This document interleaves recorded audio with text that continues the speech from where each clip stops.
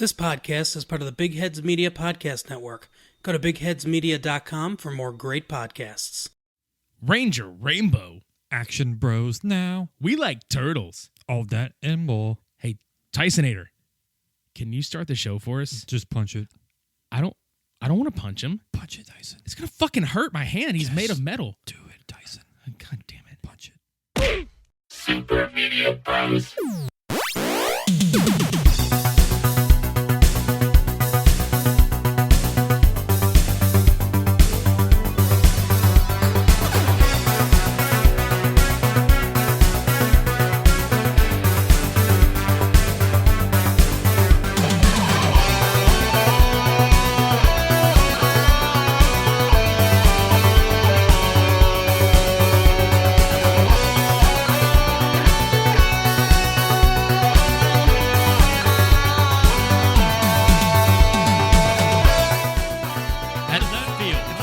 Hurt. How does that feel? Dude, that fucking hurt my hand really bad.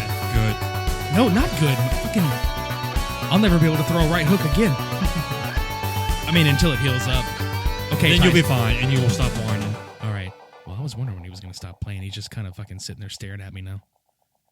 Duh. I punched you back with my faith. I punch your face with my face. I punch your fist with my face. Can't feel my face. It still hurts. God damn it. Welcome to episode 106 of the Super Media Bros podcast. I'm Midnight Agent Raw. And I'm Okame. And we are still in the laptop, computer space, time continuum thing. The grid, whatever you want to call it. Yeah, floating around in between the grid. Just floating. Yeah, through the actual lines and everything, too. Yeah. What I was going to say is it's kind of a good thing because now that we have all this fucking shit at our disposal, we can just reach out and be like, okay, let's drag this over and watch it and drag this over and watch it. At the exact same time. Yeah. Dong. Dong. This week, it's going to be a battle of the children of the 80s and 90s. Don't care. That's just how it is. Mm-hmm. We are doing the 1990 Teenage Mutant Ninja Turtles live action film versus the Mighty Morphin Power Rangers movie, the original Power Rangers movie, and the somewhat good. Yeah. Well, what I'm saying is a lot of people that grew up in the 80s and 90s know all about Power Rangers and Ninja Turtles, and those are probably arguably two of the biggest staples of those eras. That has continued on up until now, honestly. Yeah. So many different variations of both of them. I know, right? But I know a lot of people grew up on the 1987 Ninja Turtles and the 1993, the original 1993 Mighty Morphin Power Rangers series, which in and of itself was just brought over from Japan from the Super Sentai series, which that was fucking genius. Oh, yeah. But as we know, things get so fucking big. It's like, where do we go from television and cartoons and live action? Let's do a fucking movie. With a budget. Right? Let's get started with the Power Rangers movie. Let's do that one first. Action boys now. Action boys. Action girls now. Look, so by the time that this movie had come out, we lost two of the action boys and one of the action girls. Yeah, girls. So the original black, red, and yellow Rangers from the television series were gone by this point. So we had Rocky, Aisha, and Adam coming in to replace Zach, Trini, and Rocky. And it's just kind of like, not Rocky, Zach, Trini. Zach, Jason, and Trini. See, it's fucked up too because like I know it's Jason, but I get him and Jason David Frank confused. I'm just kind of like, wait, what the fuck? Wrong Jason. He still returned. Yeah, JDF is there, but Austin St. John was Jason in this. Oh, God, it's fucking ridiculous. Anyway, those three are gone, and we had the replacement Rangers, and then by that time is when they were like, let's fucking do a movie. It's like Chip and Dale. Replacement Rangers. Chip and Dale, replacement Rangers. Really how it felt, but I like them. In fact, this is probably going to be a really hot take, but I dare I say I liked Rocky a little more than Jason as the Red Ranger. I'm weird. I know. But Steve Cardenas is a cool motherfucker, so. Mm-hmm. Anyway, so this movie getting made, it's odd because it doesn't necessarily fit into the timeline, if you will, of the series. Mm. Which it doesn't matter really. It just felt like a giant episode. Yeah, 1 hour and 30-minute long, current season episode, basically. Yeah, and you get a budget, but they can't rely on all the Japanese footage. Mm-mm. So let's go make our own shit.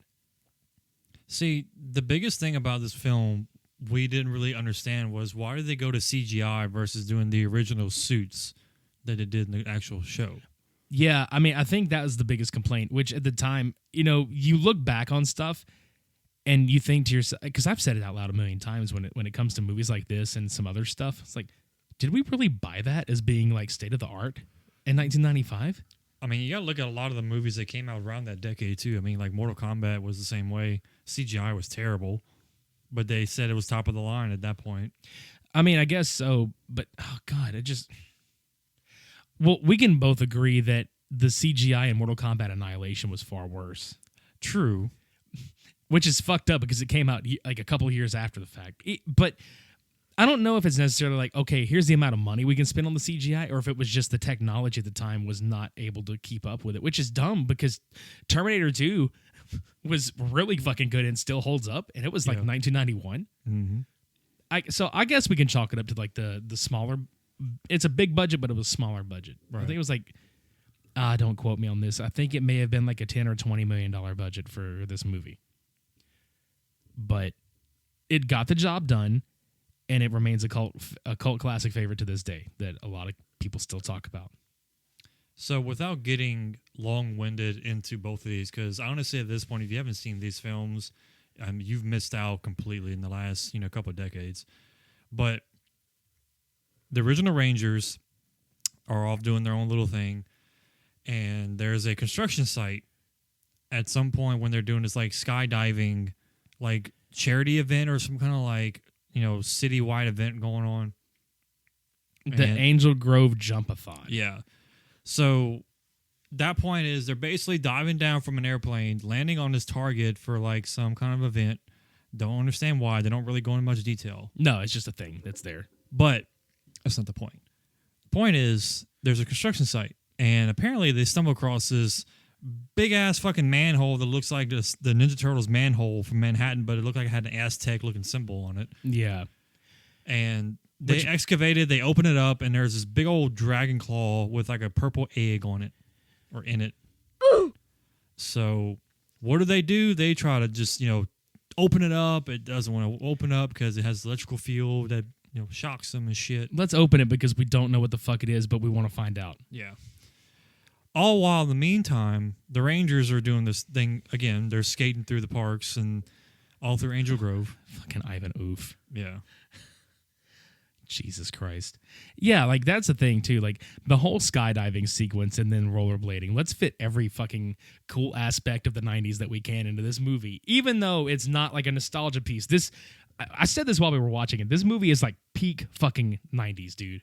Even the music was most of the current hits at the time. Yeah, I mean, I don't know if they necessarily made it onto the soundtrack. I don't think that the Chili Peppers cover of Higher Ground made it on there, but it was in the movie. Mm-hmm. So, anyway. Yeah, so they all decide to, go do their own thing, but they got a call from Alpha saying that there's this huge spike of energy that they can't explain. Rangers, my dick is tingling. Ay, ay, ay, ay. Ay, ay, ay, ay. It's burning. Come to the command center and jerk me off. Jerk off my meta. Yeah. Alpha 5-finger discount on my dick. It's a 6-Ranger discount, but still. Rangers, hurry. Before Alpha does. Rangers, come before Alpha does.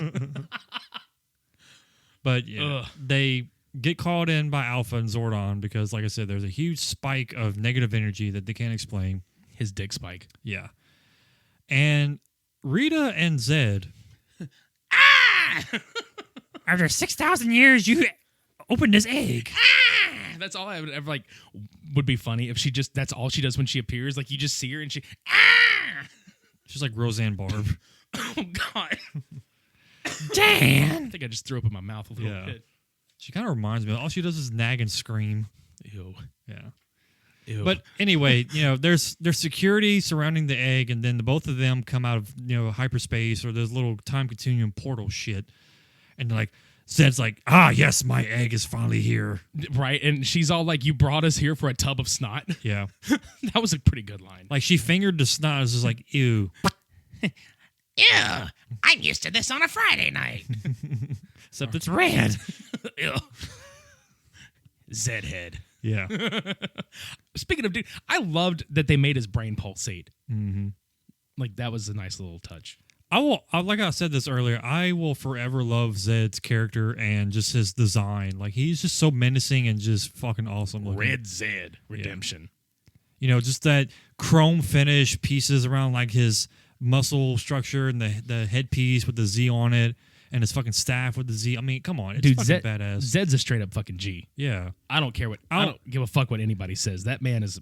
Never understood why that the story was like, oh, we should make them marry each other. Like, what the fuck was that purpose Who for? gives a shit? But anyway.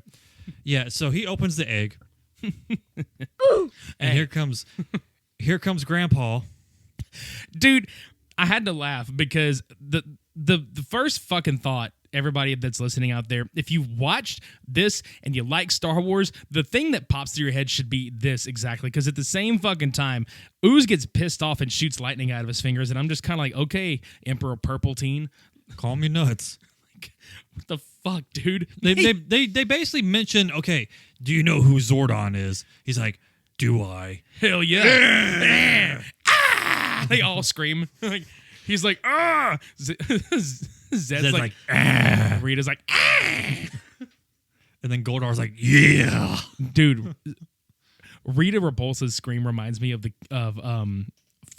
fucking kid in Children of the Corn whenever he's strapped to that fucking corn stalk and he screams that little bitch scream. Fucking Joffrey. Yeah. Yeah, corn. He's like Beavis. Rita is like Beavis. Yeah. Yeah. After 10,000 years, I'm free. Free! Cornholio's free! Time to conquer my bunghole. It's time to cornhole Earth!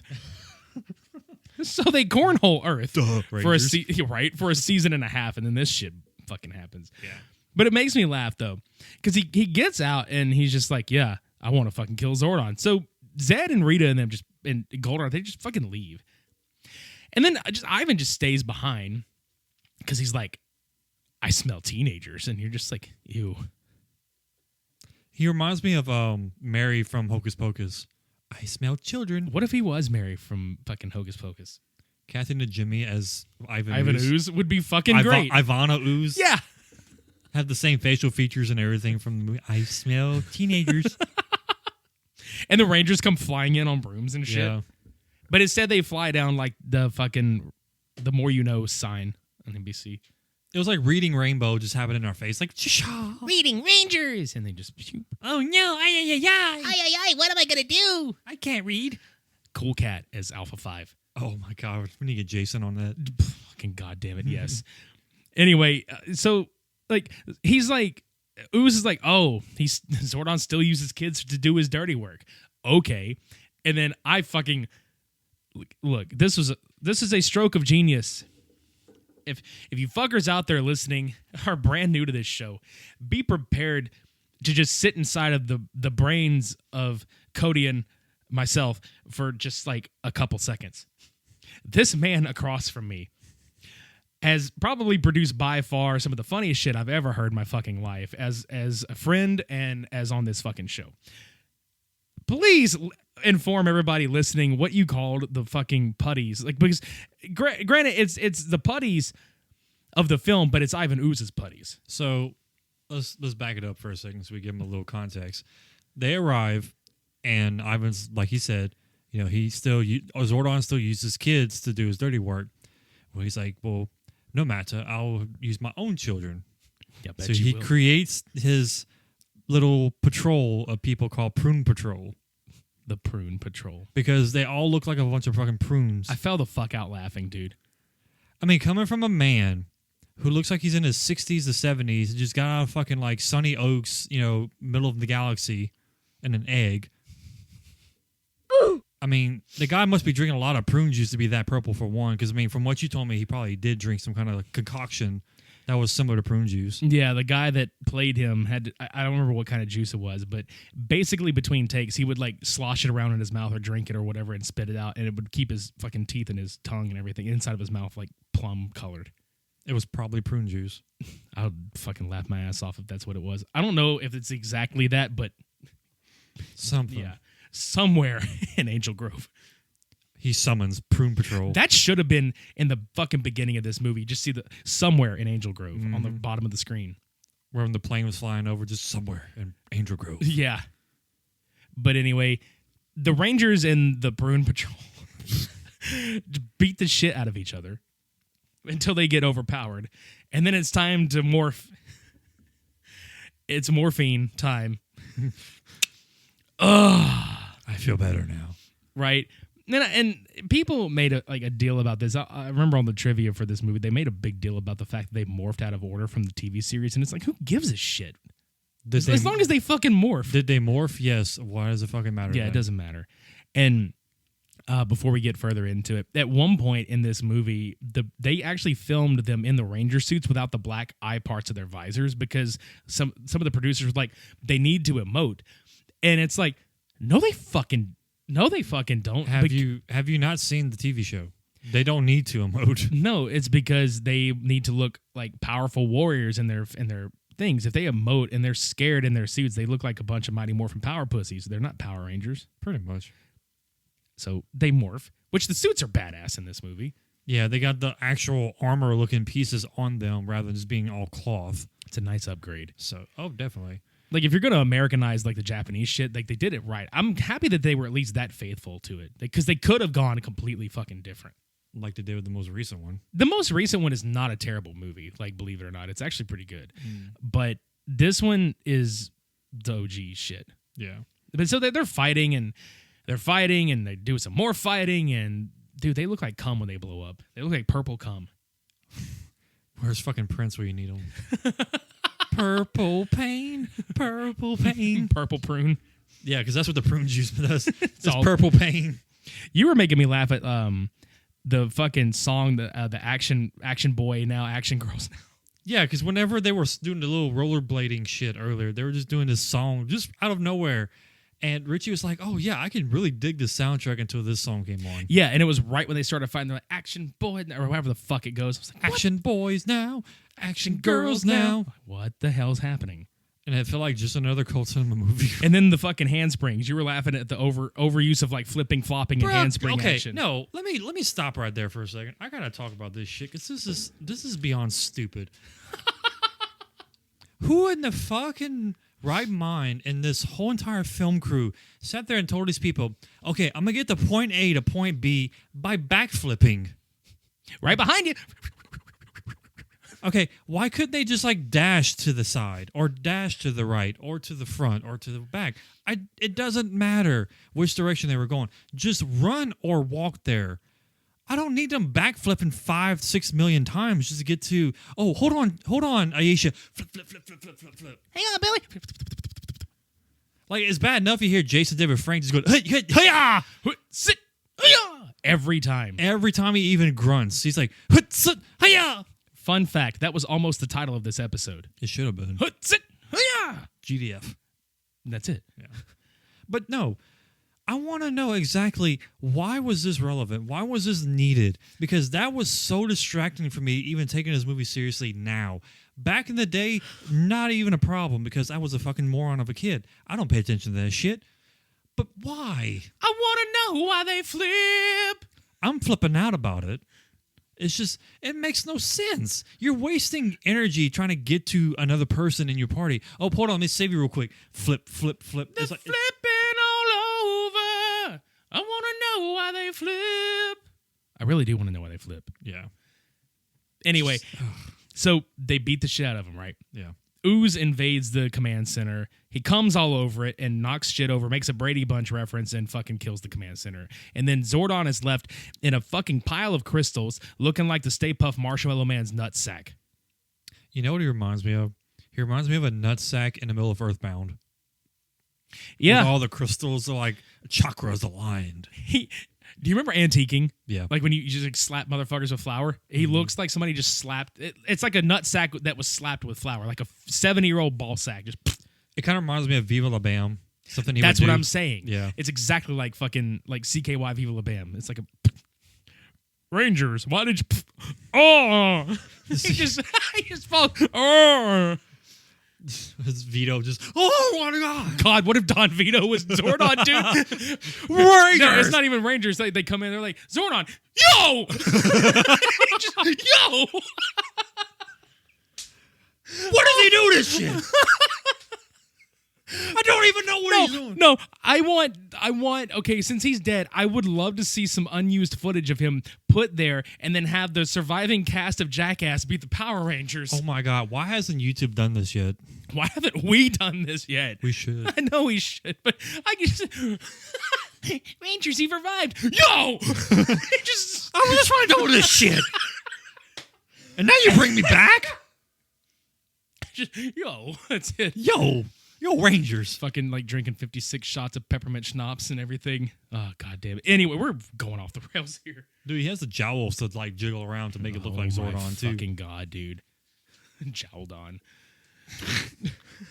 He, Zordon. Zorvon. No, Zordon. Yeah, Zordon Vito. Zordon Vito. There we go.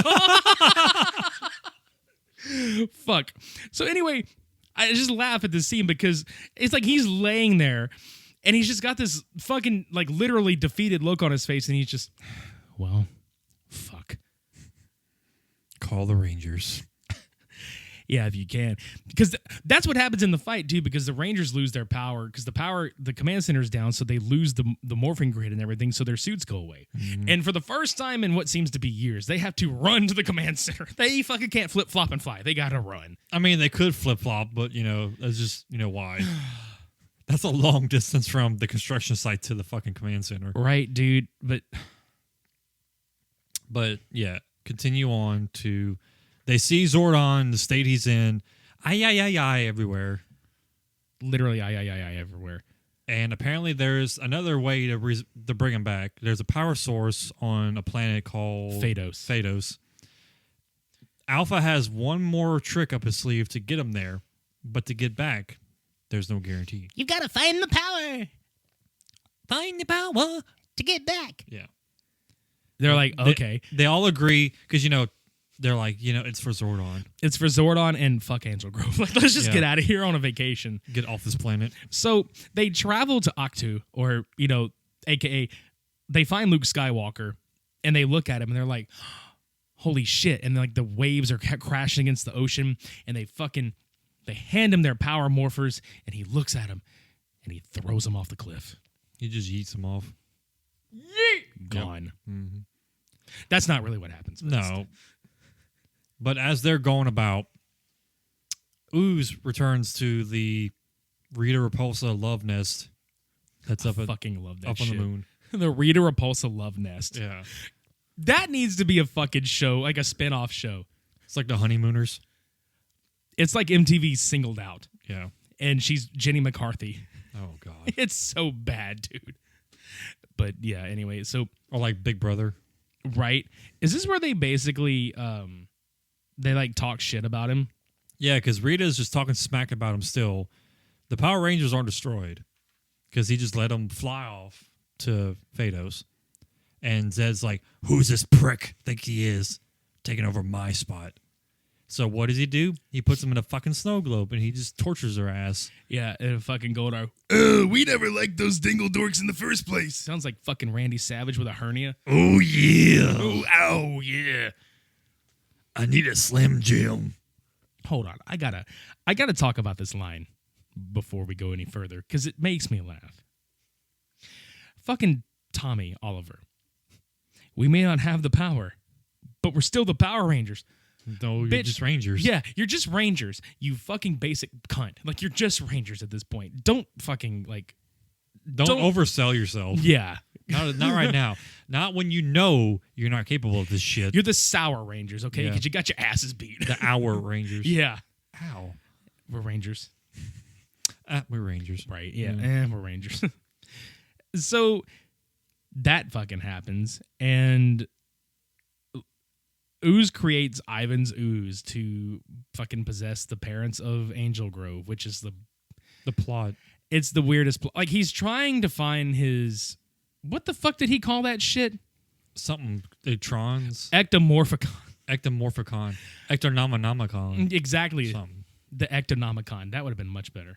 But anyway, like, he's trying to take over the world. Blah blah blah blah blah. So on Phaedos, they find Dulcia, this Xena warrior princess looking chick, who is apparently only concerned about her fucking looks. She's only concerned about her fucking youthful image, because at one point they're like, "Can you help us?" And all she does is give them like these ninja suits with like, "Hey, you can find this, this, and this," which we'll get into what they are. But the fact that she was like, "If I leap off of this rock, if I leave this place, I will age quicker than Zordon."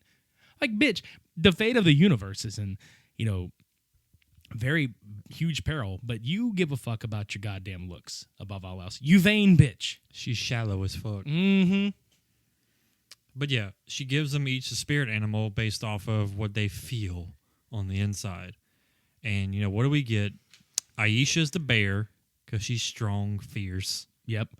Billy's the wolf, which I knew you would fucking love. Yeah. Rocky's the ape. He's Harambe, dude. Yeah. Let's just be honest. Rocky Harambe. Harakbe. Fucking Kimberly? Adam. Oh, God, yeah. Adam was the most disappointed. He's like, I'm a fucking frog. Yeah. He's like, God damn it, I'm a frog.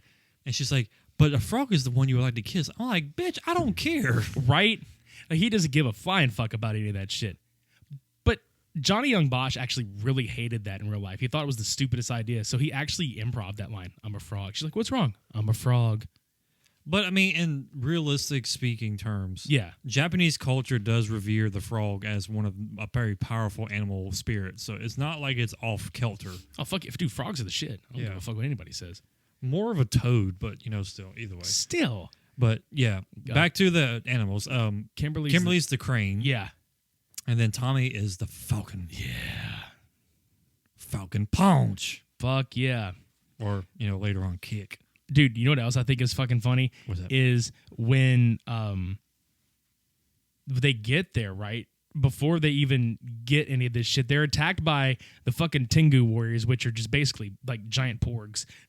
Like, if we're going the Star Wars route with this movie, it's like the giant fucking porgs. Which we came to the conclusion that fuck you, Tengus. Hashtag fuck you, Tengus. Yeah. But we came to the conclusion that this is where Birdemic started. Oh, absolutely. From Ivan Ooze. Yeah, thanks a lot for that shit. Because we have these just very poorly done massive bird creatures that are just flying off just to fuck with shit. Yeah. And what do we have now? Birdemic 1 and 2. In one fucking movie. Yeah. So meanwhile, back at Angel Grove, this little bastard child who puts his dad down for being lame because, he's not cool enough to fucking land the fucking target on the skydiving shit. Fred, this little bastard child, his dad fucking goes home and finds ooze in his fucking house because Ivan has gotten on TV and he's fucking giving away the Ivan's ooze for free to all these children. He reminds me of I can't remember the name of the company, but from Halloween 3. The Silver Shamrock. Silver Shamrock, yeah. It's like a combination of the Silver Shamrock and that old movie The Stuff where they have the that goo in the yogurt. Mm-hmm. Like that's what it reminded me of. Jamie Lee Curtis is cringing right Jamie now. Lee Curtis. She needs some Activia. Oh God. She just dives in and splashes it everywhere. No. Dannon. Damn it, Dannon. Damn it. Damn, Dannon.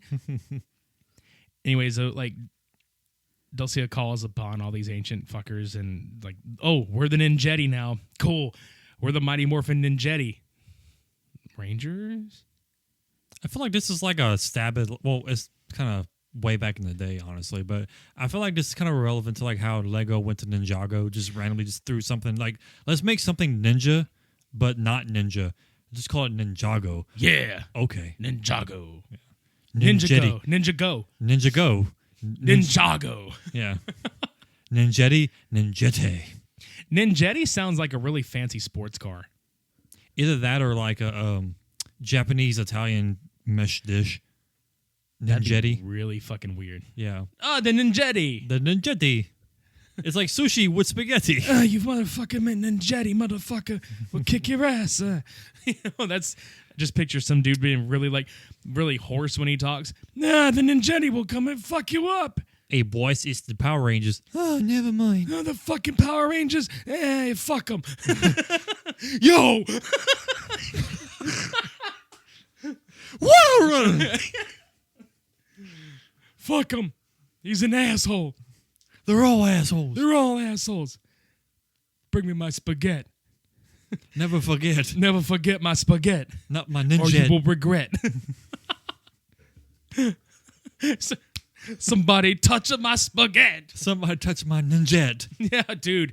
They got pissed off when somebody tried to touch their ninjet because they fucking go through the damn jungle looking for this shit. And they get attacked by like ancient dinosaurs and they fight those fuckers, which they're bones, but still. Fancy one-liners later, they knock the fuck out of them. And dude, it was like a fucking episode of Legends of the Hidden Temple. Yeah, because you have 6 colored people, not mean in the bad way. No, just- like you have like 16 colors and fucking animals and and there's a big temple where you could have had Omega just pop up and be like, hello. Zordon. Okay, Don Vito as Zordon. Zordon Vito as Old Mech. Yeah. Yo! Yeah, he just pops up. Yo. Like he's just all cool about it. Just, yo. Put 60 seconds on the clock. And yo! Yo. The Shrine of the Silver Schnapps. Like, Yeah. wait, what? You alcoholic fuck. But yeah, they fight these 4, like, they look like fucking, like, what did I say earlier? Wakanda Forever looking statues. Yeah, dude. Yeah, as soon as they fucking walked up, Cody just looks over, Wakanda Forever. I'm just like, Wakanda shit is this? Yeah, because they had their arms crossed and everything, just like the freaking Wakanda pose. They I'm like, weren't shrugging, though, or anything. no. Would have been funny. They're just...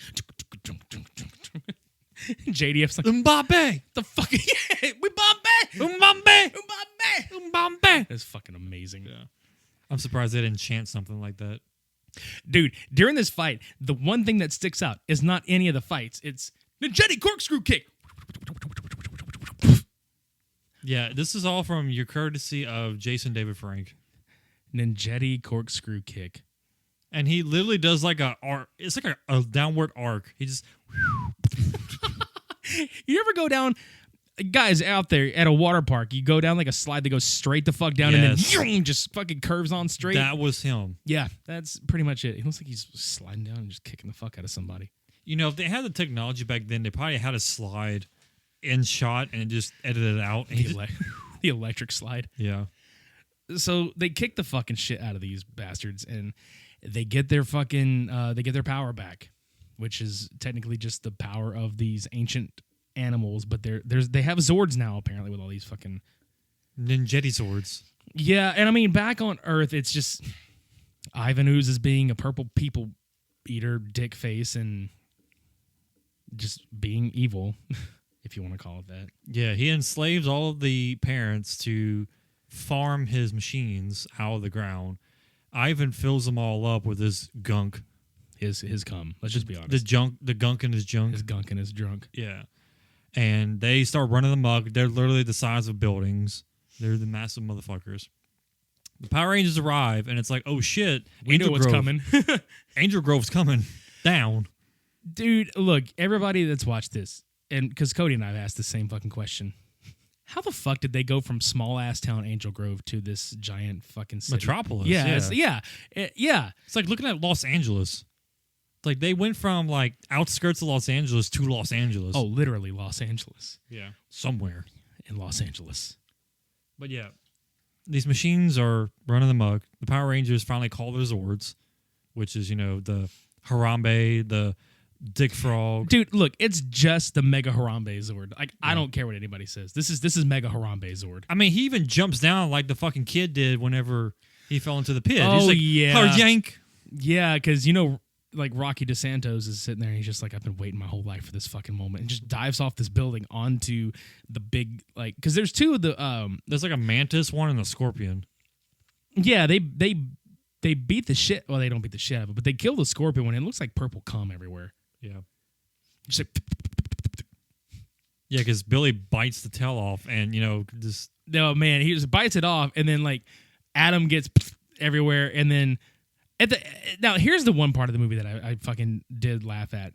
You can tell that monorail, because the kids decide, hey, we got to go save our parents because they're about to jump to their death, because Ivan Ooze has told their parents, go leap off of fucking the construction site of their death, right?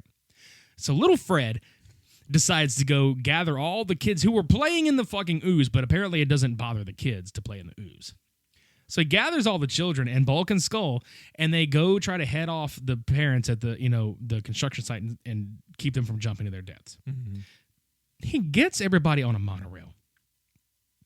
He is the one that puts it into motion.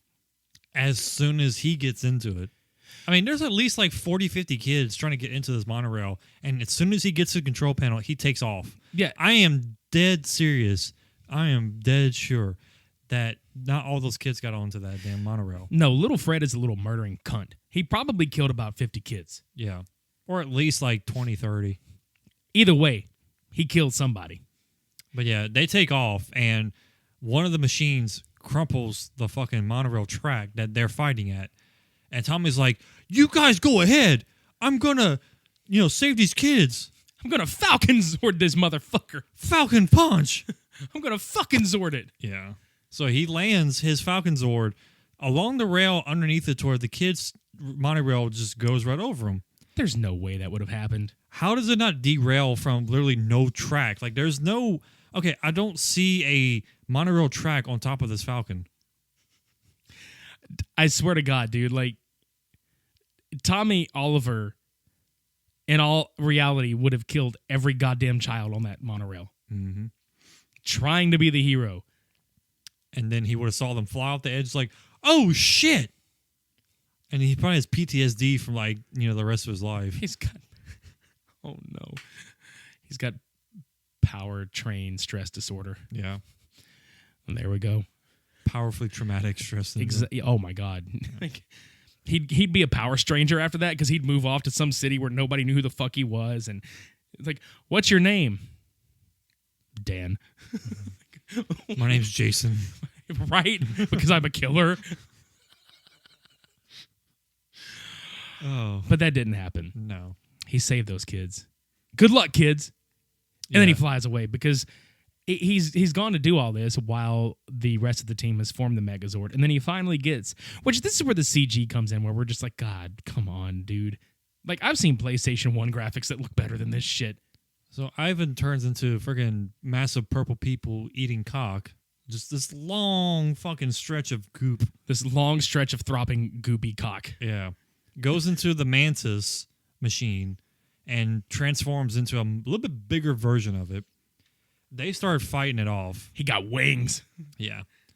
And as soon as Tommy's done rescuing all those whatever kids are left over, he decides to form to the Zord, to the Megazord, and takes off in the sky. And Ivan follows after him. So what happens during this is the kids are trying to fight the parents to stop walking into the cliff to kill themselves at the construction site. Yeah, with a power hose and like something that would have actually like fucked their shit up bad. Yeah. So while they're in space, Billy has the idea, I know how to kill him, you guys. And where did this even come from? Was this thing even mentioned anywhere? Not before. Yeah. It was during just this part alone. Yeah, Billy just somehow happens to know that there's a fucking comet that's coming by. And he's like, let's push him into this comet. Okay. Cool. So they tussle, and then they grasp each other. Well, Ivan grasps the Megazord. And Aisha is literally like, desperate times call for desperate measures. So she pushes his buttons, right? Hits his emergency only button on the side. And the Megazord just knees the fucking crotch of Ooze. Just immediately. Oh, yeah. And he's just like, Ooze. Just blows the fuck up. Let's just be honest. But then we get back down to Earth. And the parents are like, what the fuck is going on? Right, dude?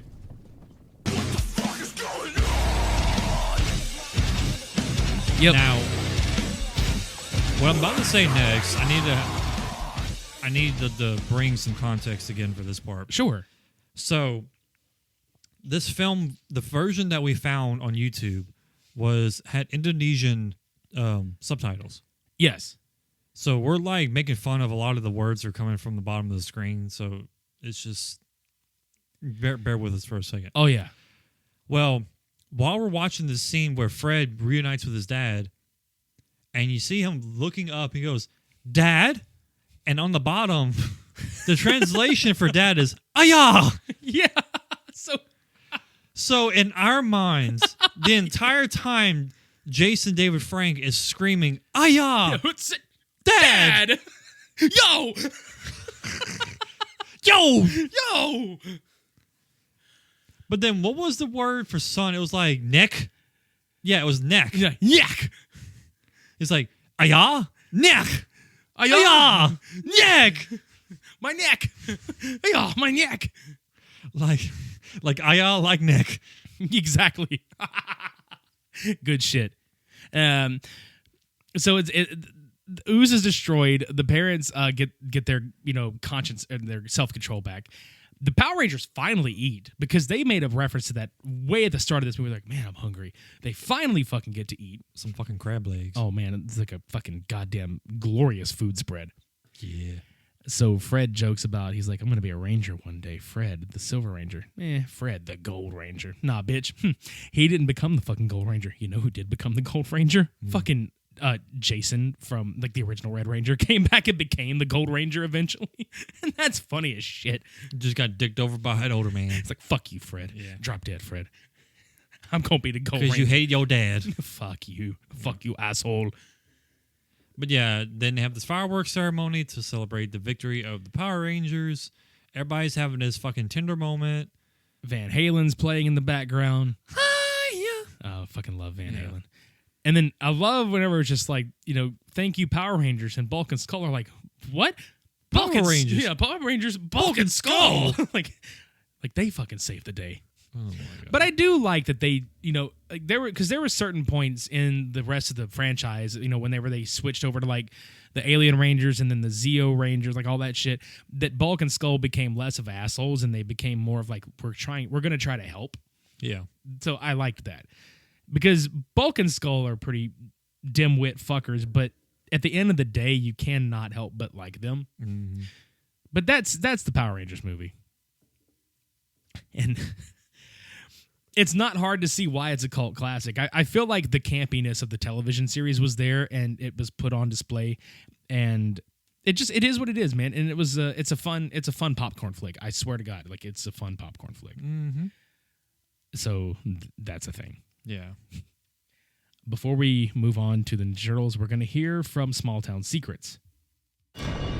Small Town Secrets is a podcast that explores the secrets and strangeness of small towns across the globe.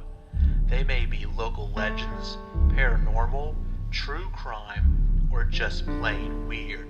Join me every other week as I tell you stories of these small towns, as well as local headlines and listener stories. Get it wherever you get your podcast. For more info, check out stscast.com.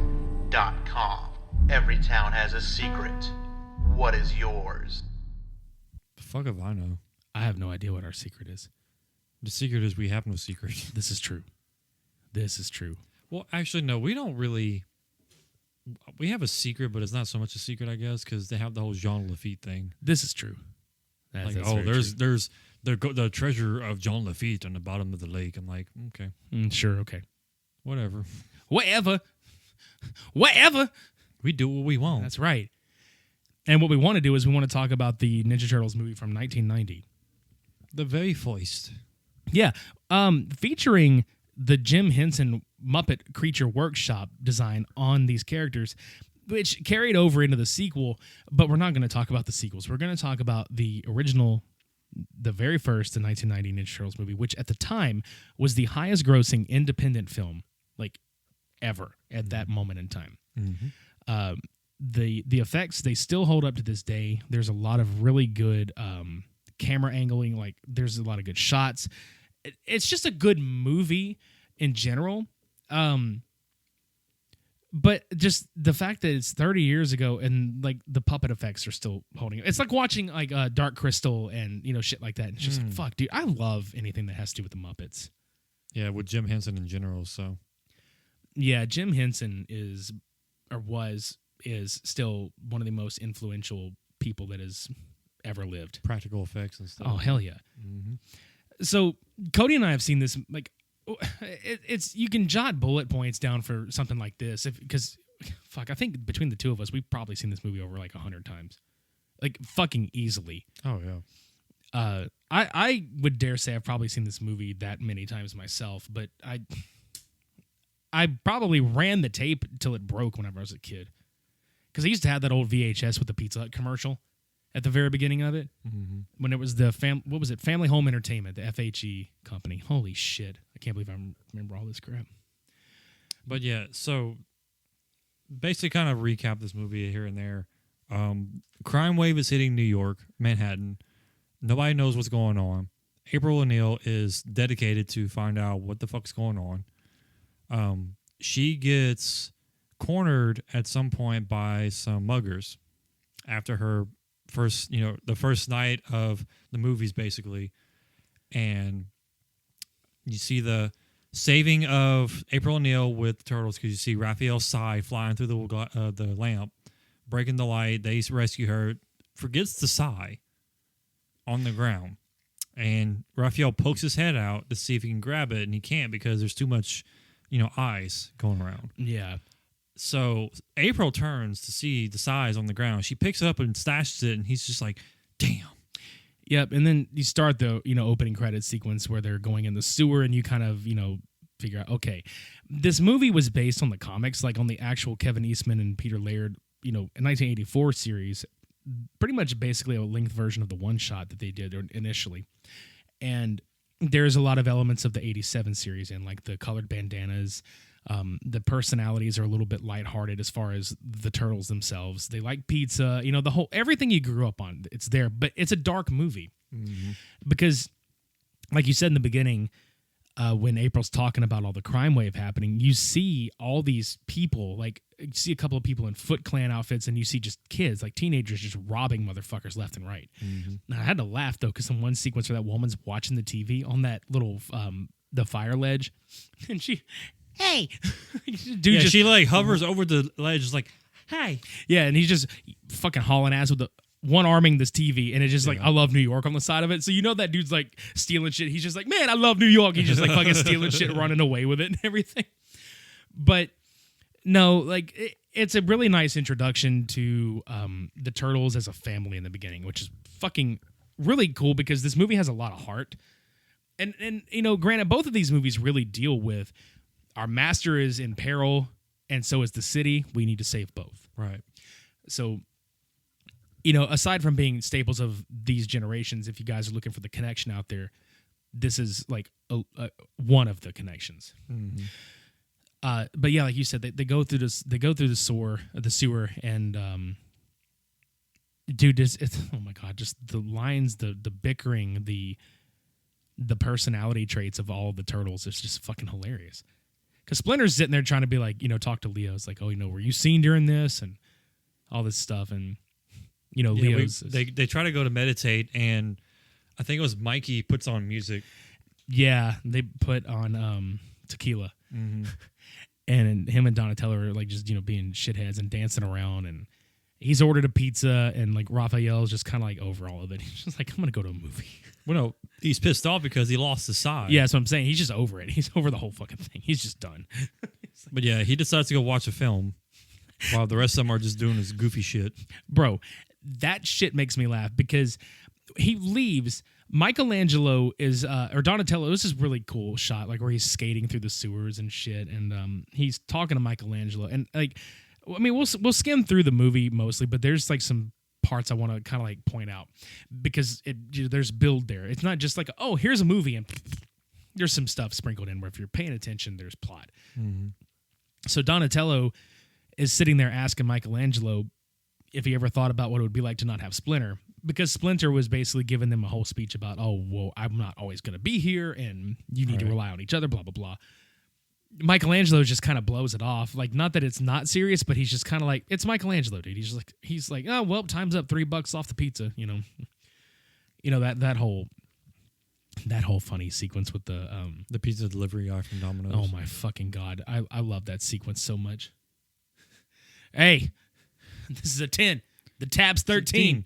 You're 2 minutes late, dude. Nah, come on. I couldn't find the place. Then it gives the whole quote that a lot of people like paraphrase a lot too. It's like, a wise man once said, wise man say forgiveness is divine, but never pay full price for late pizza. Mm-hmm. Love that. This poor bastard. I got to get a new route. And I thought I delivered everywhere.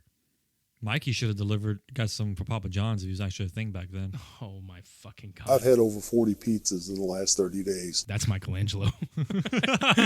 He's just like fat and sweaty. He's just like... Sponsored by Papa John's. I've had over 40 pizzas in the last 30 days. And you can't even tell. Fun fact, though, during that sequence, the Domino's delivery guy is actually Michelangelo's suit actor. So that's fun. I can't ever point out... because I don't remember which one's Leo or Donatello, but I always know like it's the ones with Mikey and Raph. But, dude, so they get the pizza. And I think one of the funniest things I ever saw as a kid, because I grew up, like y'all all know out there, I grew up in a fucking video store, so I've seen Critters. Critters is a great movie, which we need to put on this fucking show one day. Mm-hmm.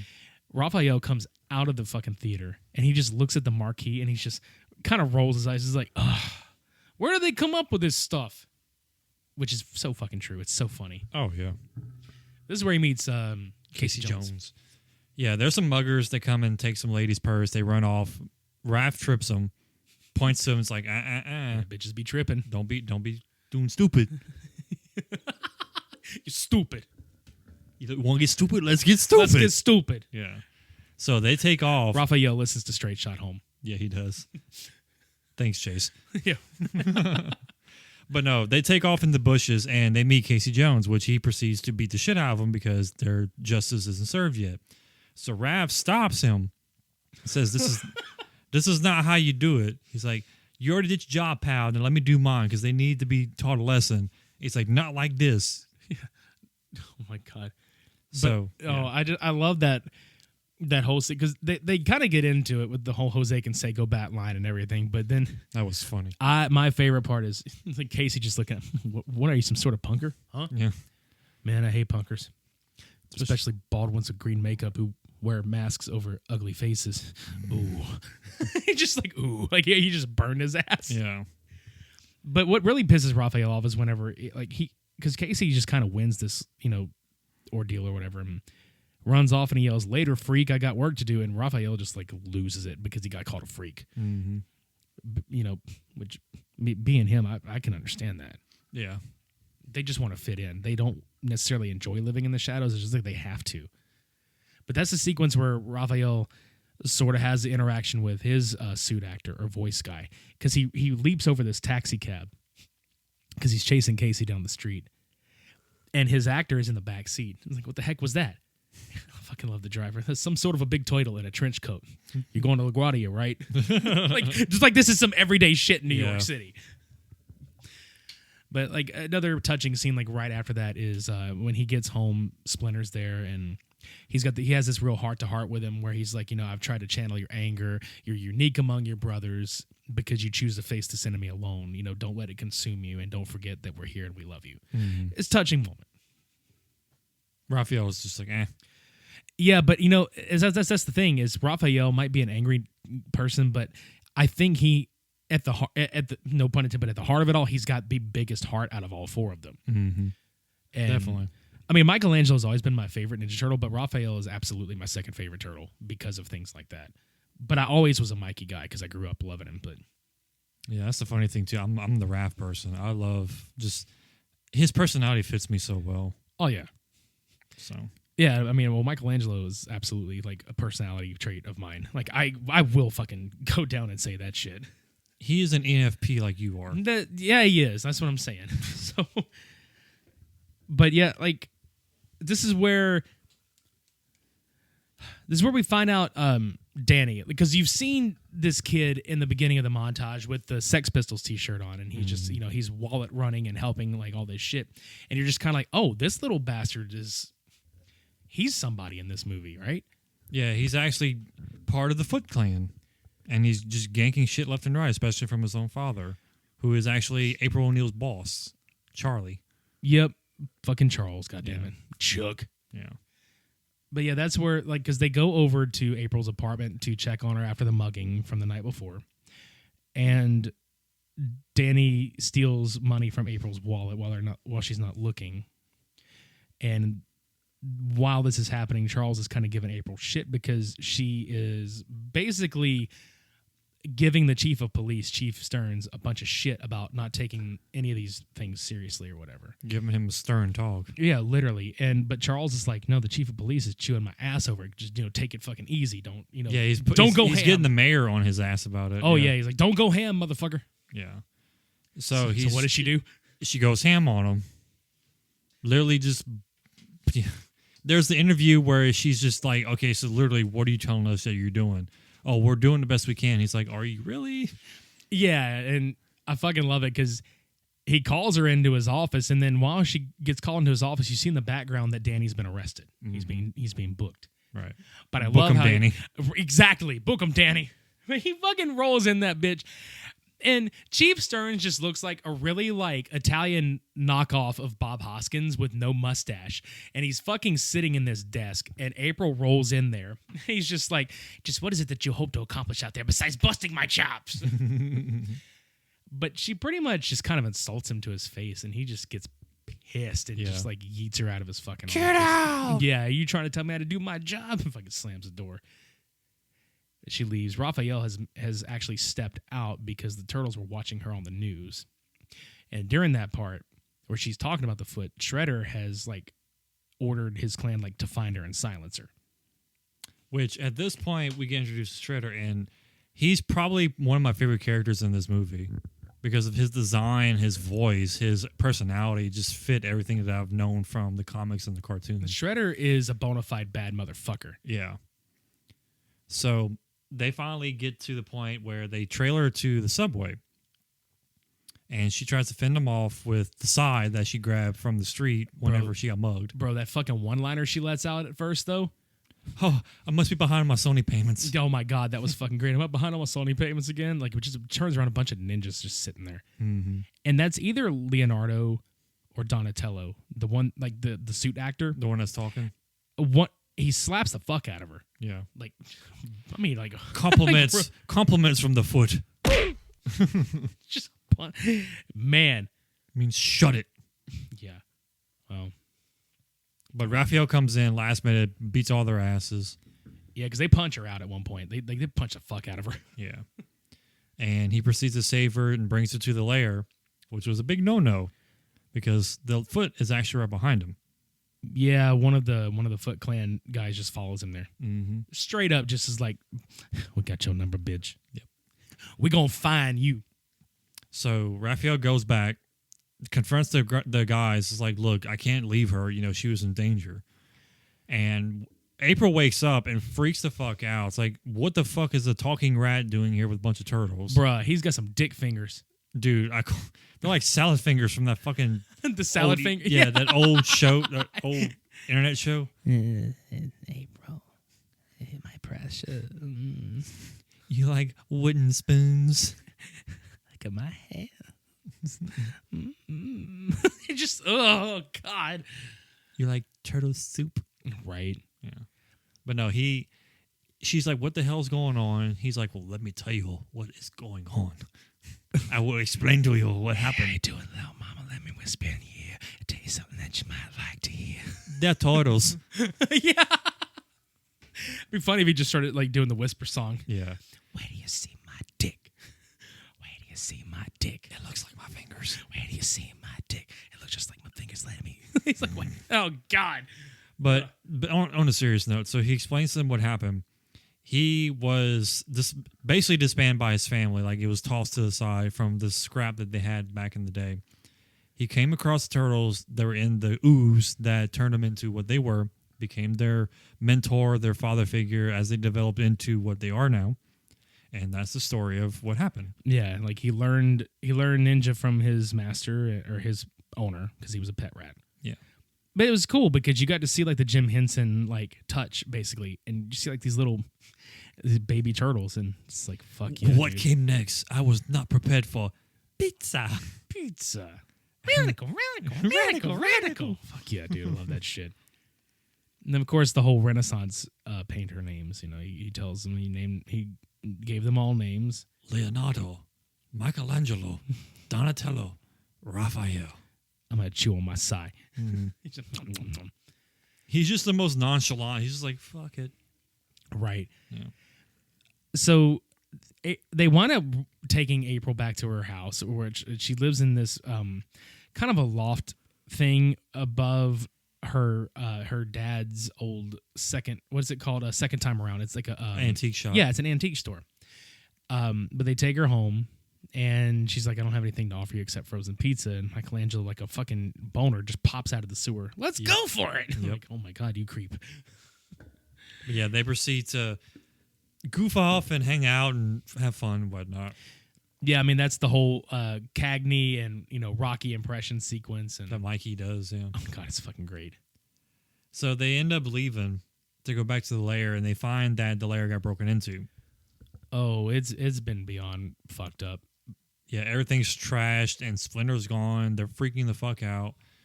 Proceed to go back to meet April, and they explain that, Splinter's missing. So they have really nowhere to go at this point. Yeah, I mean, they technically could have stayed where they were at, but, at that point, they know that their lair has been found out, so they really can't fucking risk staying there just in case, More comes back. Oh, yeah, because, shit's gonna fucking happen. Mm-hmm. The fuckers know where they're at. It's pretty much all but guaranteed that they're gonna get fucked over somehow. So, yeah, they spend the night, and Charles just shows back up. Because I think, between that and them staying there, Chief Stearns calls Charles and be like, you got a son named Danny, Charles, and you get some more like exposition there. But Charles and Danny both show up at her house, right? They disappear, and Danny notices Michelangelo for a split second. He just like yeet, he gets the fuck out of there. Yeah, they made it really funny how they just like ninja vanish off the screen like really quick. Under the table, Michelangelo's hiding. He just completely disappears. Charles goes in the bathroom to meet April, and she sees Donatello in the bathtub, like behind the shower curtain. She pulls it open, and he's literally yeeted onto the fucking ceiling. It looks hilarious. And the fucking excuse that she comes up with, she's just like, I don't want you to see my unsightly bathtub ring. Yeah. Get the fuck out. So he ends up leaving, and they all come out of hiding. Yeah, because Charles is basically like, you need to take it easy on all this fucking shit. Mm-hmm. Like, with the news and, everything. And she's like, I got it. Don't worry about it. It's fine. Yeah, and that's when you get more exposition with Danny's character. Like, his dad's just like, where you've been going, like, you're not going to school, all this other shit like that, and you're stealing and all this other crap. And then he's just, and Danny's just kind of like, I'm sorry, blah, blah, blah. He's like, well, not as sorry as you're going to be after school. So Danny's like, fuck this. I'm fucking get out of here. And then he runs off, and we get introduced to, like, the most 90s thing about this fucking movie, which is the foot layer. Which is pretty much like a teenager's, like, paradise. You have, like, a skate ramp. You have arcade. You have gambling tables. Pool. You have everything that you can have fun with, but also all your bad habits, like smoking, drinking, whatever. At your fucking disposal, right there. So what they end up doing with the Foot Clan is they train when they get to a certain age to be able to fight. But if they're not able to do so, they make them steal stuff that they require. Yeah, and pretty much that's kind of like an initiation. It's so crazy because like shit like this could happen. Shit like this really would happen and does happen. Mm-hmm. Like they give these kids that seemingly have no home to go to or nowhere they feel welcome, and they stay there, and this is their life. This is what they fucking do. No pun intended, because the fucking song that's playing is "This Is What We Do" by MC Hammer. Yep. But I mean, you get introduced to him, and then you see Master Tatsu come along, and there's two people that are older to be training as the Foot, and they're doing a sparring session in the back, and then Tatsu just kind of interjects himself and pretty much not like, oh, I'm gonna teach you a lesson, but he spars with the one kid, and he's like, never lower your eyes to an enemy, and then what happens? You hear the gong. Oh, dude. And this is like the actual one of the best shots in this fucking movie. I think it is the best shot. It's just an overhead shot of this long like hallway and big light coming in, and you just see like this shadow walking, and then you just see the cape dragging on the floor, and it's Shredder, but it's a long overhead crane shot that dips down and like comes back around him, and then for a side profile, and then comes back around the other side. I'm fucking laugh my ass off of this shit though, because like fucking when Tatsu goes to like pull his cape back over his fucking shoulders. We pull your cape back, sir, Master Shredder. We pull your cape back. That way you look sharp. You look like sharp dressed man. Yeah. All the girls go crazy for a sharp dressed man. Yeah. But no, like he gets mad at her. He's but no, I absolutely love this scene mainly because of the side profile of Shredder's head. It's not so much the outline of like all of the sharp edges around his helmet, but it's the fact that the glare from the actual light hits his metal chrome, and it makes the shadows pop out so much that it makes it look more menacing. Yeah, because I mean, everybody out there listening and that has watched the series and has watched this movie, I mean, Cody and I will sit here and tell you the same thing. It's when you go from Uncle Phil Shredder to this Shredder is intimidating and imposing as fuck. Mm-hmm. He legitimately, as a child, not to the point that like a lot of scary shit would have, but he terrified me as a kid. Like I saw him as a legitimate threat. Yeah, but this whole sequence was to have him explain to the whole entire collection of kids that, you were rejected from the outside world. We accept you, and I am your father. Yep. This is your family. I'm your father. Don't call me Vader. Yeah. Master Faja. Master Faja. Mm-hmm. No, but what blows my fucking mind about this scene that I didn't really catch as a child was he goes and mentions the Turtles like offhandedly. Danny just so happens to be there. Master, and all you see is a shot of him coming up and he's about to speak, and then you're just like, wait, what the fuck? He's going to betray them. Yeah, a little fucking rat bastard, like, pisses me off. He fucking rats them out, no pun intended. Mm. And then April is doing another news report, and she shits all over Chief Stearns, and then Stearns calls Charles and chews him the fuck out over because that motherfucker's watching. Mm-hmm. And this all leads to they're at April's apartment, and I believe this is where Raphael and Leo get into that fight.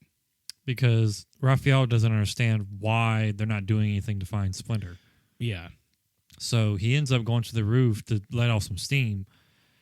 And in the very, very, very far distance, you see Casey Jones messing with some stuff. And he sees to this side, like, there's something moving around.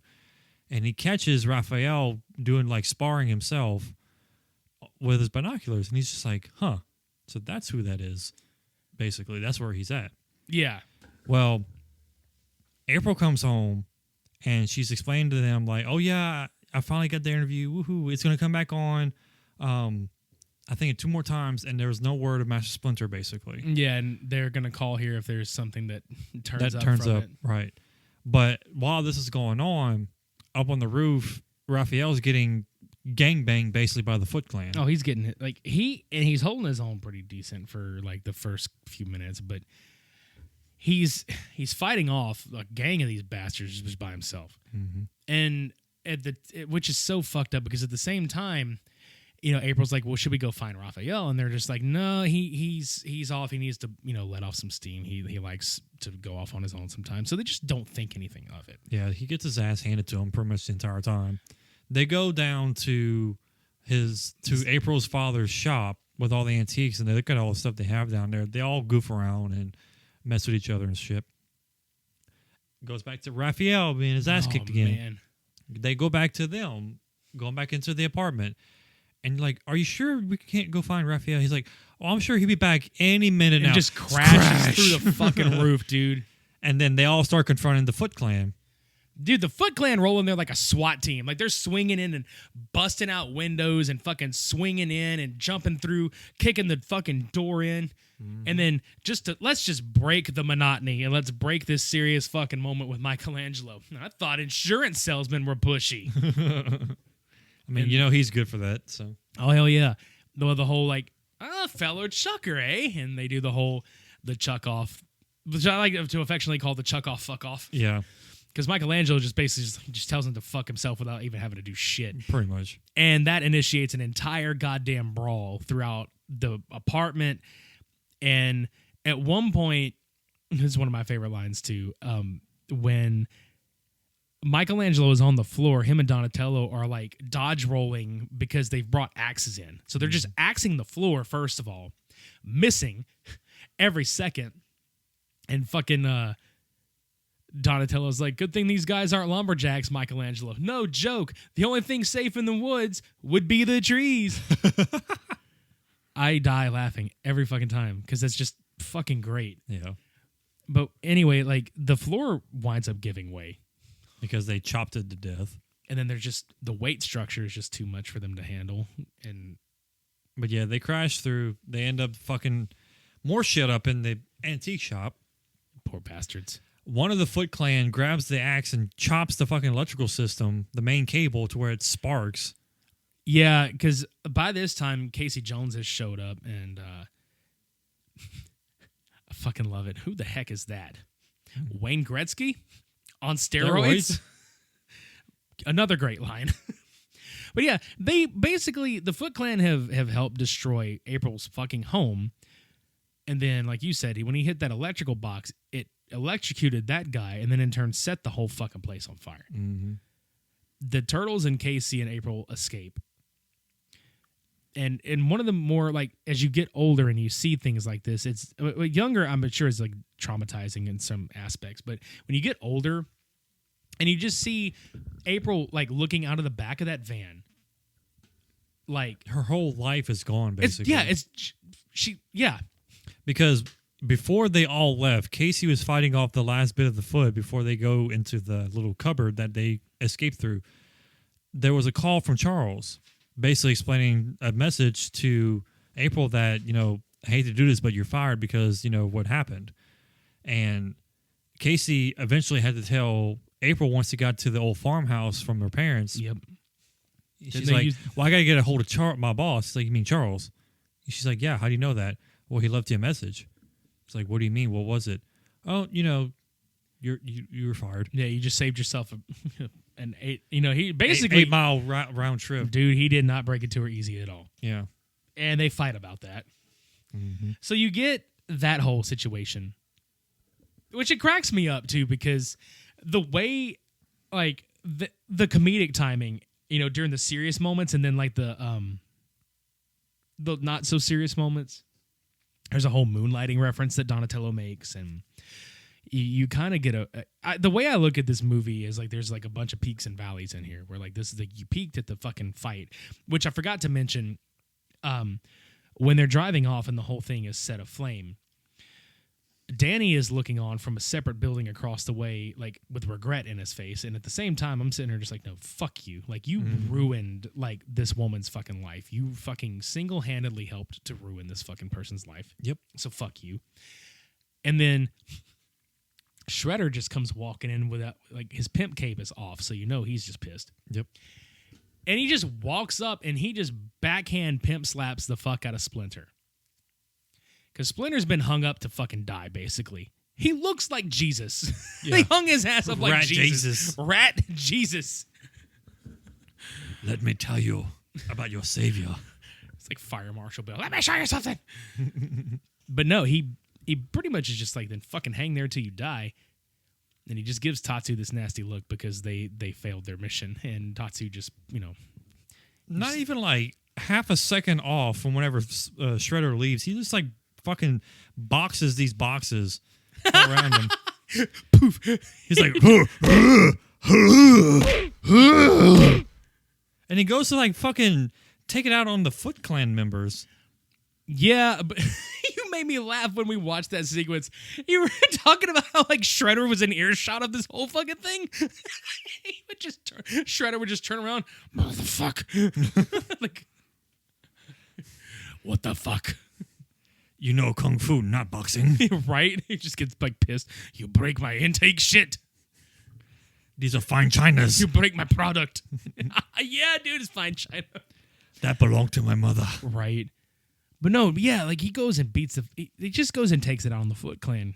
And they're just kids, man. They're like teens and like young adults. And in which you mentioned to me during the movie, would he beat up that one kid.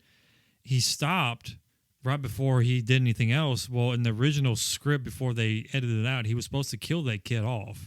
well, that was meant like it is as it is. The only thing they did, if I remember right, is they did some voiceover work where the kid started like kind of coughing and the other kid standing over and was like, "You're okay. You're gonna be okay."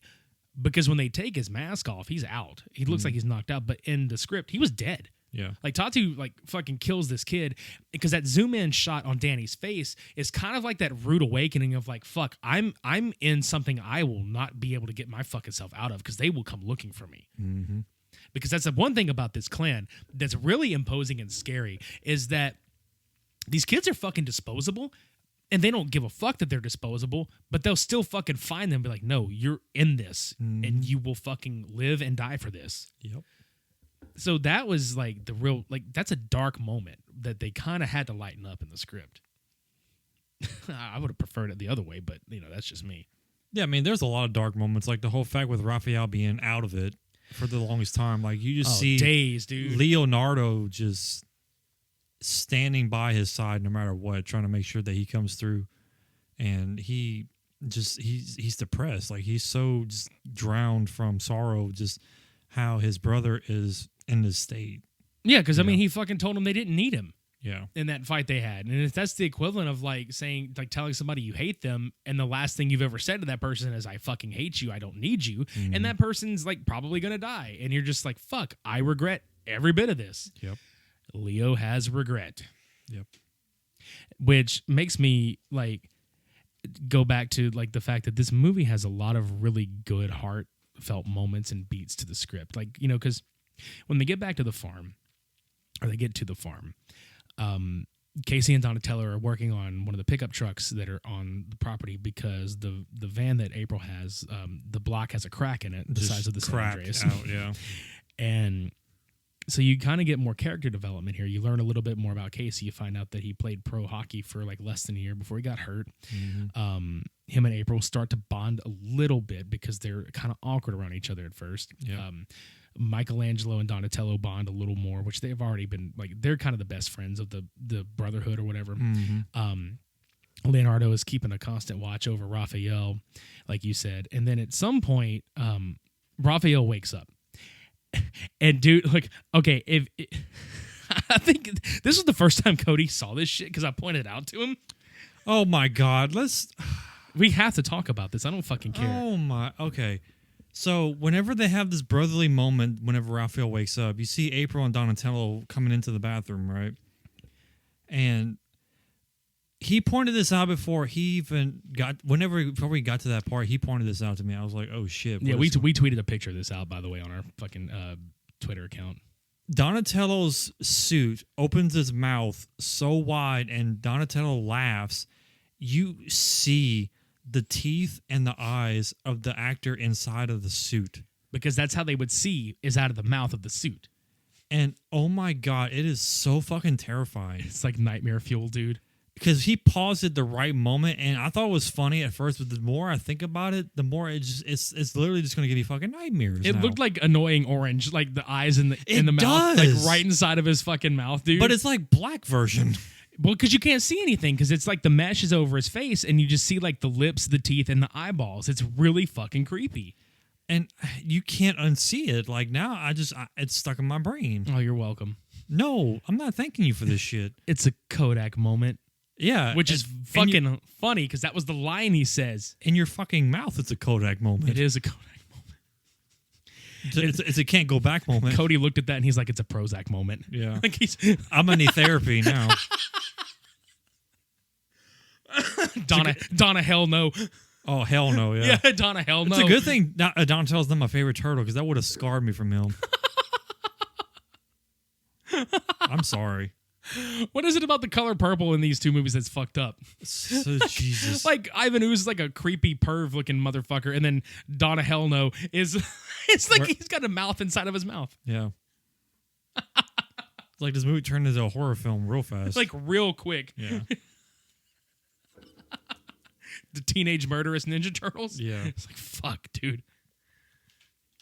I'm sorry, dude. That's just funny to me. But no, like they end up trying to recover from everything, and they're like, "Oh, we're ready to go back now." Yeah, and then like, dude, and in the middle of that somewhere, like Tatsu's just kind of sitting there talking to Shredder. He's like, why do you despise the turtles so much and all this other shit? And Shredder was just like, it's something you described to me about their fighting style. It's something from the past, and like he just can't put his finger on it, basically. Which, spoiler alert, he recognizes it because like Amato Yoshi had that fighting style that Splinter learned and taught to the turtles. So Oroku Saki, who is the Shredder, fucking recognizes the shit. Which we end up getting Danny meeting Splinter. And he explains to him that, I learned everything from my master Yoshi. Because he was a rat. He was the pet rat for Yoshi. And he learned all the moves that he did. And told a story about how his master's, like his partner, basically, I can't even speak, was being sought out by Rokusaki. And he got so jealous that he killed her off and tried to kill Yoshi, which he ended up doing. But Splinter got knocked out of his cage by accident.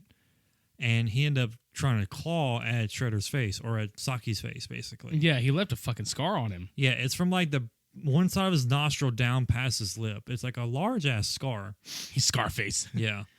So his face was shredded. So he explains to Danny, he's like, this is what he does. Like, this is how Orokusaki is. So I would just be mindful of what you are doing right now. Yeah, and then he's just kind of like, whatever happened to Orokusaki? And he's like, nobody knows, but you wear his symbol upon your brow in the doji. Like, because Danny's wearing the fucking dragon doji. Yep. And that's Orokusaki's clan symbol. Yep. Which, I mean, Splinter knew. Oh, yeah, yeah. So it's just like telling the story the way it is. Yeah, it's just kind of like, it's kind of like that. You need to find out on your own. Like, I can't tell you what to do with your life. You need to find out on your own and make your own choices. But yeah. That's whenever they go back to the sewer because they arrive in that pickup truck and it's just pouring down raining. And I love the fucking line from Casey Jones because they pull up outside of what it looks like a condo area or a hotel or it's like something nice. He's just like, fuck yeah, this is great. And he turns around and they're getting in the sewer and he's just like, oh. And they just start walking. It's great. It's great. First is the farm that time forgotten, now this. Why don't I fall in with people that own condos? But yeah. Yeah, and then the whole claustrophobia. The whole claustrophobic line, okay. It's 1990. Bear in mind. But I think it's funny. And just because I think they tried to play on the fact that Casey's he's a good street smart dude, but he's not necessarily like the smartest guy in the room. Mm-hmm. Because they find Danny in the fucking sewer because he's run away. And I love it because he's just, Casey's just like, no, fuck this. I'm not sleeping down here. Donatello, you're a claustrophobic. You want a fist in the mouth? Mm-mm. Never even looked at another guy before. And April just has to come on and she's like, claustrophobia means that you're afraid of small spaces. It's like, afraid? I'm not afraid. I'm going to sleep in the truck. He just goes and sleeps in the fucking truck and there's just all this space. There's couches, there's mattresses, there's places to sleep. But he refuses to do so because he's he's a manly Jones. man. Yeah. He's a manly man. But yeah. We'll sleep in the truck. Yeah. So Danny talks to April and shows him the drawings that she drew of the turtles back at the farm. Yeah. Ends up keeping one of them. And they go to sleep after the fact. Well, he ends up having these like dreams with Splinter and Shredder talking over him back and forth. And he wakes up and he's in a panic state and he's like, I got to go back. I go back to the lair. Well, while he's getting out of the sewer, Casey Jones wakes up to the sound of the manhole being popped open. So he decides to tail Danny back to the lair, which he ends up finding the actual spot where everybody's at, that the Foot Clan is at. And they still can't figure out, where Splinter is, where Shredder is, and stuff like that. And this is the part where I think so Shredder confronts Danny. He's like, where have you been? Yeah, and he's like, nowhere. He's like, you're lying. And you're hiding something as well. So he ends up doing this like creepy, like, I'm going to touch you, like pose down his side. Grabs the picture from his butt. You just hear like, ooh, ooh. He like give from like a fucking Silence of the Lambs. Mm-hmm. Ooh. I touch me too. I touch me hard. Gross. Right? But yeah, he pulls the picture out and he's like, they're back. Yeah. Because he's like, oh, I see it. You have turtles. They're alive. They're back. We're going to roll out like a motherfucker. Yep. But he tells Tatsu to kill Splinter. So that automatically flips Danny out. Meanwhile, Casey has infiltrated the lair as well, and he is dressed up as a Foot Clan member. Mm-hmm. Which he ends up grabbing Danny and trying to get out. He's like, no, they're going to kill Splinter. Yep. So they go and save him, but Tatsu shows up because, all these little pussy bitch-ass kids are just like, he's over there. Mm-hmm. He's right there. It's Hockey Mask Man. It's Jason Voorhees. He's come to take Manhattan again. Mm-hmm. He's going to punch our head off. That's the scary part. He came back again. He came back. He's going to punch our fucking heads off. Yep. No, he's not. No. No. So now Tatsu and Casey Jones have a fucking fight, which is really funny because, Tatsu's like, and fucking Casey Jones, little Tenactin might clear that right up. Just being a shit to him the whole time. But yeah, he gets the shit beat out of him a couple of times. Then he has a wedge. He finds a one driver. Like he gets punched in this box and into like basically a golf club set. And Casey Jones just like full blown just does a driver swing right into his face, and he knocks Tatsu clean across his fucking room into a very heavy like wooden box. Yep. And goes to like face the other people, and they're just like, we have loyalty to the Shredder. And Splinter just gives this entire speech about, the Shredder uses you and he cares nothing for you or the people that you hurt. You're nothing to him, blah, blah, blah. Right. So the kids all kind of seemingly have a change of heart, and Danny and Casey are able to get Splinter out of there. Meanwhile, the Turtles are kicking ass. Oh my God. So this is the part of the movie where I hate using the term like, oh, this is the climax of the movie, but I mean, this whole like next, I think like 10 to 15 minutes is pretty much like the ass end of the movie where it's nothing but a giant fight. And when I was a kid, it seemed like this fight went on for like hours. I don't know if it was just me, but if anybody out there felt the same way, I mean, I think it's just because it was really well done. Yeah. And we didn't really get to mention earlier that like all these martial artists in these turtle costumes are just fucking impressive. Yeah, with that like 100-something pound suit that they're wearing, they're still being able to maneuver the way they are. It's chef's kiss, just impressive as fuck. Mm-hmm. But no, they're fighting because the Foot invade the sewer, right? At first. Yeah, they go in this fucking sewer and they're getting their asses handed to them. I just fucking love that scene where Raphael's chewing that apple. Yeah. Like they just, it's like, gee, I hope we get some more. It reminds me of you so much. Like, gee, I sure hope there's more there. Like, oh my God. Yes. And then he just turns around and is like, yep, that's it. Good. Yeah, good. Some comedic moments in there too, where like Donatello's skating down the fucking thing and just knocking the fuck out of everybody with his bow staff. And then Raphael just comes out, show off. Yeah. Punches that one guy. When he punches the one guy and he turns and he's just like, you dumb fuck. It looked like the way he shrugged his shoulders and looked down, he was just like, you fucking idiot. Can't believe you've done this. But no, we forgot the one footman that yeeted into the sewer drain. Oh, whenever they're all like diving down, like to go after them. Yeah, he just like belly flops. Like he looks like he tripped and fell. Yeah, it's like if Pennywise asked for him, "You want your boat back?" He's like, "Yeah, sure." He just dives right back into it. Oh my God! Please, can that be a thing? Like we could like edit that together. Georgie, your boat. Yeah. He just like fucking, he just cuts right to him, belly flopping down, and like, oh, Yeah. trying to climb. That's in. my boat. And then whenever they get their asses handed to him, he gets out of the fucking drain. With the boat. Yeah, with the boat in hand. That's what happened to Georgie. He didn't get eaten by Pennywise. He fucking joined the Foot Clan. Yeah. And then he got eaten by Pennywise like decades later in Manhattan. Pretty much. But yeah, they end up chasing... Want a foot? Sorry. The turtles end up chasing all the Foot Clan up this building next door to them. And who's up on the top of the floors? It's Shredder. It's the Shredder. And they're like, who is this guy? I don't know, but I bet he never has to look for a can opener. Fucking Mikey. Oh, I know. I love it. It's like, what did he say? He's like, you fight well in the old style. It's like, but you now face the Shredder. The Shredder? Maybe all that hardware is for making coleslaw. Never a dull moment with this guy. Swear to God.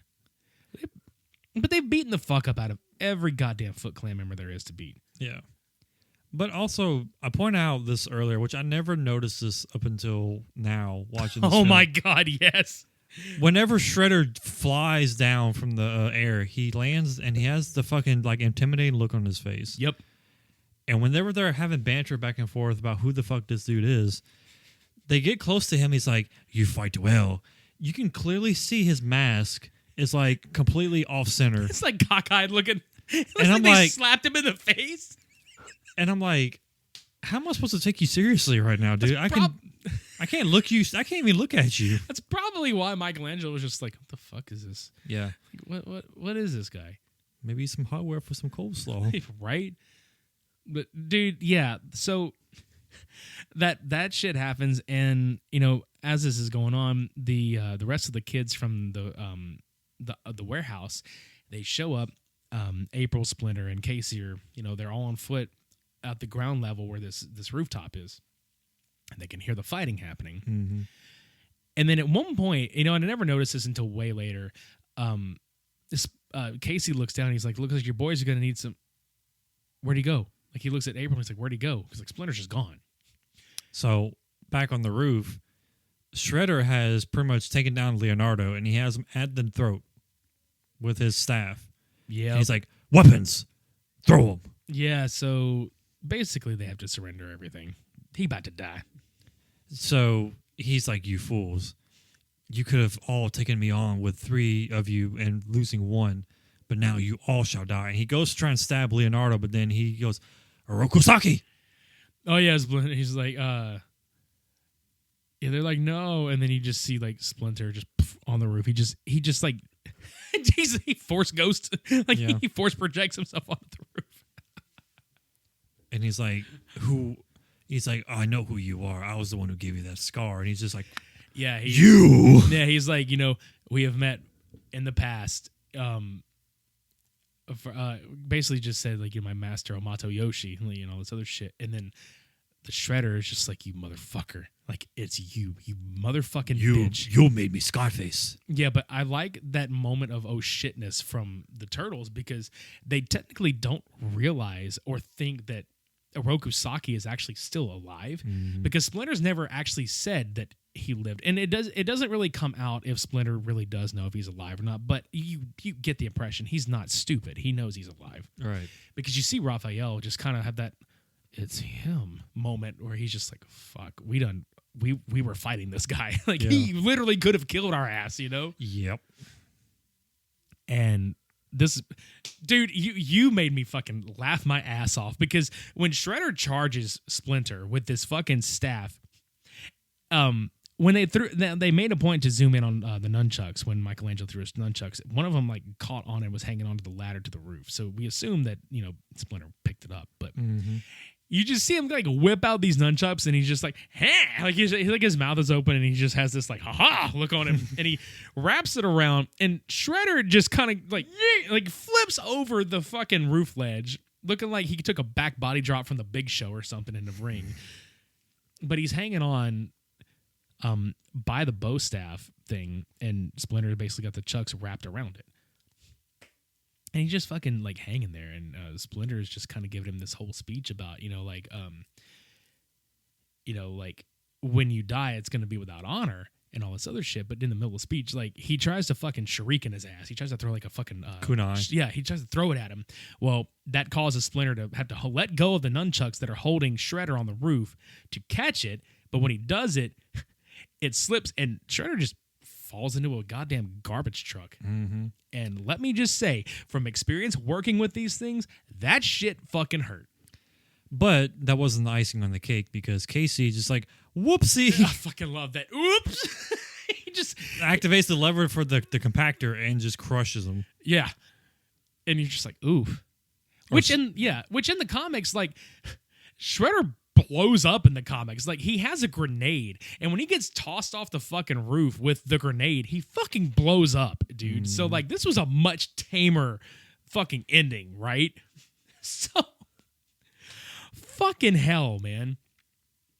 But, I mean, it's basically a happy ending. Like, they get Splinter back. Casey and April wind up together. Danny has a big change of heart, and him and his father start to have a better relationship. Mm-hmm.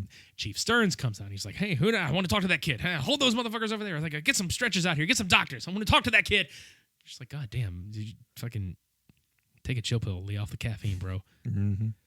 And a nice little touch was it's like Sam Rockwell is in this movie. He's like some kind of lowly thug, that just kind of appears here and there on screen.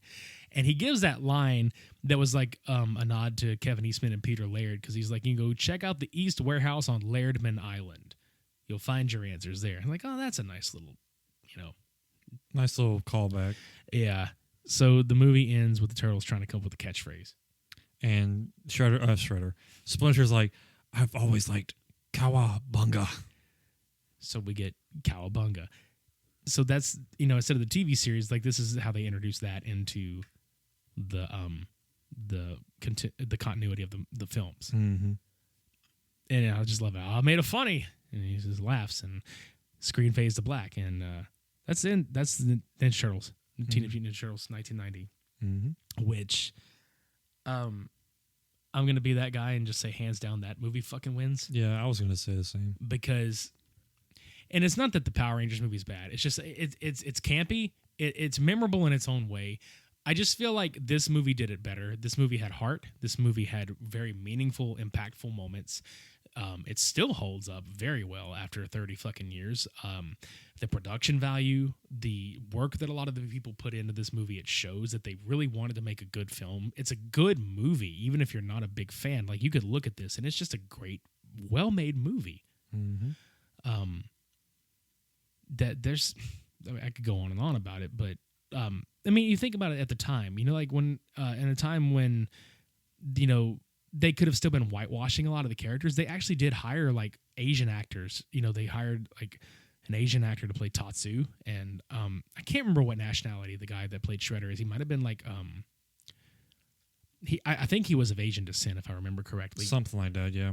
But the fact that they went out of their way to make this extremely faithful to the comics and still pull in like what we loved from the television series, like the cartoons and shit, it's fucking well done. The fight scenes were great. The choreography of the fight scenes were amazing. The direction was fantastic. Dialogue was really good. God damn, dude, this was that script is fucking tight. I don't care what anybody says. There are movies with a lot of filler. This movie doesn't have filler. Like every part of this means something. Mm-hmm. Not that the Power Rangers movie doesn't mean anything, like if you look in the continuity of that universe, but the fact that it's such a weird franchise because they had to like lean off of the Saban franchise pulling in the Sentai series. They had to literally go and make their own fucking shit. Then none of this even had any impact on the series. Yeah. And it's not even like it's a weak-ass movie. It's just, it's goofy. It's kind of like, dare I say, it's the Batman and Robin of like of this one. Yeah. It's just, it's there to sell toys. Now, granted, they are all there to sell toys, but I think this one did that more than actually seem good. Yeah, for sure. But yeah, by a very long shot, the Ninja Turtle movie wins this week's Cult Cinema Showdown, which don't be hating, but we put a poll up on Twitter, and a lot of people seem to really also lean towards the Ninja Turtles winning this week. But these are fun movies. Like, regardless, go introduce these movies to your kids. Like, if you've got kids out there, totally introduce your children to these fucking movies, because this is stuff that's timeless, in my opinion. I mean, both of these are, really, honestly. Mm-hmm. The Power Rangers are always going to be around. They're still producing new series stuff today. The Ninja Turtles just recently got another cartoon reboot on Nickelodeon, Rise of the Teenage Mutant Ninja Turtles. It's not good, but it's not bad. It's there. Yeah. But, the Turtles have been around for shit, dude. A long fucking time. They've been around since 1984. Yeah.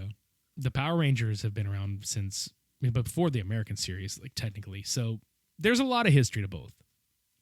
There's something for everybody in both of these movies. So definitely check them out. But that's all I have to say about either of these. Yeah, I'm tapped out. Yeah, I'm big time tapped out. It's late. It's very late, and we are tired. Yeah. Go to supermediabrospodcast.com to listen to all of our episodes if you would like, or you can subscribe to us on iTunes, Spotify, CastBox, Google Podcasts, wherever you fucking listen, we're there.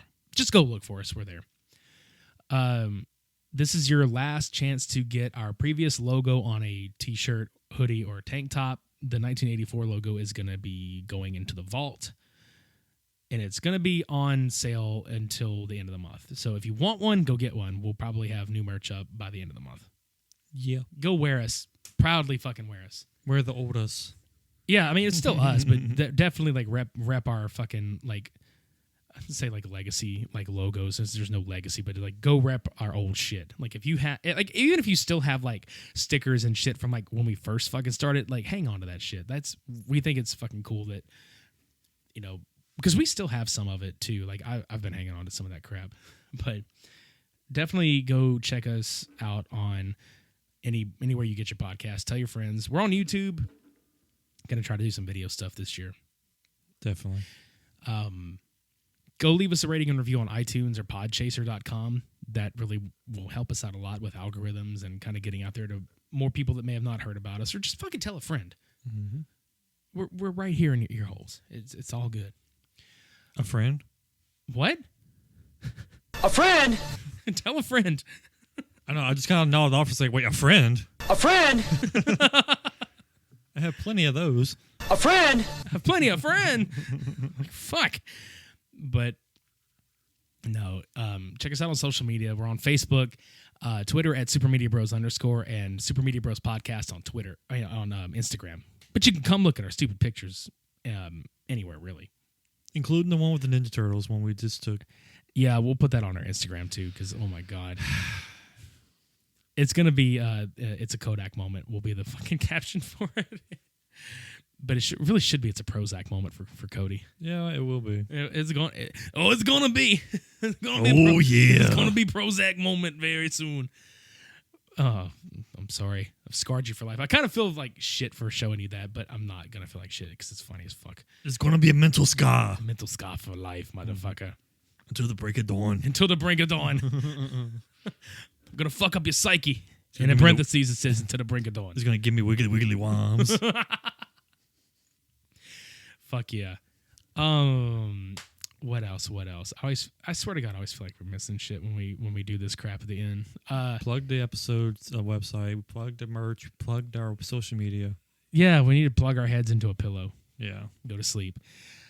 The next Cult Cinema Showdown is going to be a couple of NATOs. Yeah. Sharknado versus Clownado. I don't know why they felt the need to make a Clownado, but we will be there, so you don't have to be. Why do we need a weather phenomenon of clowns? We just do. Sharks, I'm kind of very, very skeptical, but yet it can be rationally, thought of. But clowns is like, what? Why? But everybody out there that's listening knows what happened the last time we talked about shark movies. Yeah. Fucking Shark Exorcist and Raiders of the Lost Shark, dude. Just why not more shark shit? Let's do more shark shit, and let's talk about some fucking clowns in a tornado. Shark shitty bitch. Shark shitty bitch. Yeah. Waiting on Brock Lesnar to come F5 a fucking shark now. Just at any moment in time. Just Could he F5 this F5 tornado? Please, if you can get Brock Lesnar onto our podcast to talk about these movies, like that would be funny. It would be. That'd be probably weird though, because he doesn't strike me as the type that would just go sit there and watch these movies. He's like he's some country ass motherfucker from Minnesota. He's just gonna be on a fucking tractor or something. Oh well. Yeah, it's all good. But anyway, yeah, all of our social media, go check that out. Look out for some new content coming this year every fucking Friday. Tell your friends, tell your mom, tell your dog, tell your cat, tell yourself. A friend. A friend. Always. But yeah, let's get the fuck out of here, dude, because I'm tired as fuck. This is Lean Mean Teen Machines, Cult Cinema Showdown 40, episode 106. For this week, I've been Midnight Agent Raw. And I've been tired. I'm tired too. Yeah. Shades on. Sleeping mask are on.